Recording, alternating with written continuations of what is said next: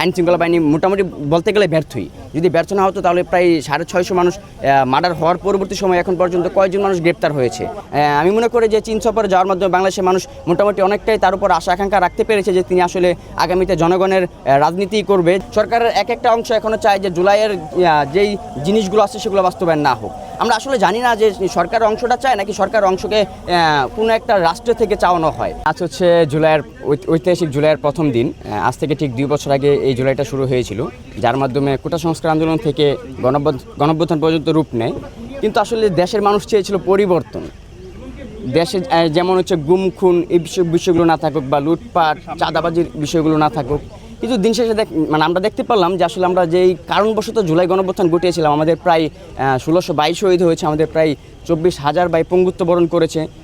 এমন অবস্থায় তারা গিয়েছে যে সুস্থ জীবনে ফিরে আসা সম্ভব নয়। তার পরবর্তী সময় যদি আমরা এত কিছু করার পরে যদি আসলে আমরা আমাদের পরিবর্তন দেশটা না পাই, তাহলে এটা আসলে আমাদের স্থান থেকে মনে করবো যে দুঃখজনক বিষয়। আপনারা দেখবেন যে জুলাই গণঅভ্যুত্থানে শুধু যে স্টুডেন্টরাই গিয়েছিল আন্দোলনের ক্ষেত্রে, শুধু এরকম নয়, সকল পর্যায়ের মানুষরা গিয়েছিল। আপনাদের মিডিয়া জগতের অনেক পার্সোনালি সেখানে গিয়েছিল, শুধু অনেক বললে ভুল হবে, প্রায় ম্যাক্সিমাম পার্সোনালি গিয়েছিল। সবাই চেয়েছিল দেশটা পরিবর্তন হোক, কিন্তু আসলে পরিবর্তনটি হয়নি। এখন আমরা দেখতে পারি বিভিন্ন স্থানে চাঁদাবাজি হয়। আপনারা দেখেন হচ্ছে বর্তমান সময়ে যে সরকার গঠন করেছে বিএনপি সরকার, প্রায় 650 কাছাকাছি অলরেডি খুন হয়ে গিয়েছে।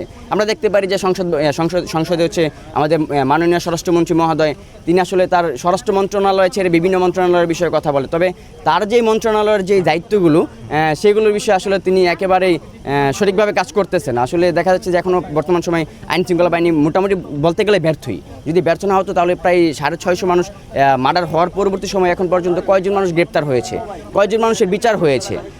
আমরা মনে করব যে আসলে যারাই সরকার গঠন করেছে, বিএনপি সরকার যত সরকার গঠন করেছে, তারা দেশটা পরিবর্তন করুক এবং হচ্ছে জনগণের আশা আকাঙ্ক্ষা বাস্তবায়ন করুক। জনগণ যেই কারণে হচ্ছে এই স্বাধীন স্বৈরাচার শেখ হাসিনাকে দেশ থেকে তাড়াতে বাধ্য করেছে এবং হচ্ছে দেশের যেই পরিবর্তনটা চেয়েছে, আমরা এখনও আশা রাখবো বিএনপি সরকার অবশ্যই জনগণের আশা আকাঙ্ক্ষা বাস্তবায়ন করবে। আমরা চাই যে ভারতের দালালি একেবারেই না করার জন্য, তবে ভারতের সাথে সম্পর্ক থাকতে হবে চোখে চোখ রেখে বন্ধুত্বের মতো। আমরা দেখলাম যে রিসেন্টলি আমাদের মাননীয় প্রধানমন্ত্রী জনাব তারেক রহমান সাহেব, তিনি হচ্ছে চীন সফরে গিয়েছেন।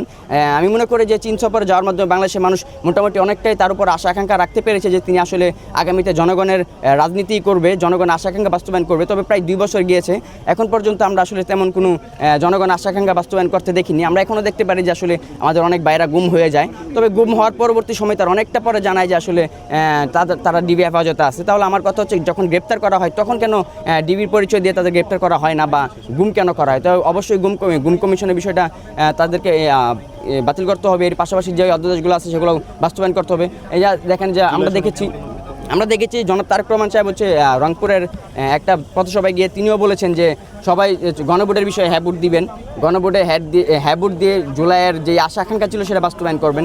তবে আমরা দেখতে পাচ্ছি আসলে তিনি সরকার গঠনের পরবর্তী সময় তিনি গণভোট থেকে ফিরে এসেছে, এবং কি তারা পর্যন্ত সকলেই বলেছে সংসদে যে আমরা গণভোটের বিষয়ে নার্ভাস হলেও আমরা জুলাই সনদটা বাস্তবায়ন করব। কিন্তু খুবই দুঃখের সাথে দেখতে হচ্ছে তারা এখনও জুলাই সনদটা নিয়ে গড়িমসি করা শুরু করে দিয়েছে। সরকারের একটা অংশ এখনও চায় যে জুলাইয়ের যেই জিনিসগুলো আছে সেগুলো বাস্তবায়ন না হোক। আমরা আসলে জানি না যে সরকার অংশটা চায় নাকি সরকার অংশকে কোনো একটা রাষ্ট্র থেকে চাওয়ানো হয়। তবে আমরা আশা রাখবো জনাব তারেক রহমান সাহেবের নেতৃত্বে অবশ্যই তারা হচ্ছে জুলাই গণঅভ্যুত্থানের জনগণের আশা আকাঙ্ক্ষা বাস্তবায়ন করবে, এবং গণভোটের বিষয়টা তারা ভাববে এবং বাস্তবায়ন করবে। এরই পাশাপাশি জুলাই সনদটাও তিনি বাস্তবায়ন করবে। তবে আমরা দেখতে পাচ্ছি যে আসলে প্রায় 2 বছর চলে গিয়েছে, এখন পর্যন্ত হচ্ছে জুলাই জাদুঘরটা আসলে খোলা হয়নি। তো এটা আসলে আমাদের জন্য খুবই দুঃখজনক বিষয়, যেটা খুলতে বেশি দিন লাগবে না। যদি তারা রানিং কার্যক্রম চালিয়ে যায় তাহলে 15 দিনই খোলা সম্ভব। তবে তারা 2 বছর গিয়েছে, এখন পর্যন্ত খুলতেছে না। আমরা অবশ্যই জনাব তারেক রহমান সাহেবের কাছে আমাদের স্থান থেকে দাবি জানাবো, অবশ্যই আপনি অবিলম্বে, যত জুলাই মাস চলে এসেছে এই মাসের ভিতরে যে কোনো মাধ্যমে হোক আপনি জুলাই জাদুঘরটা খুলে দিবেন।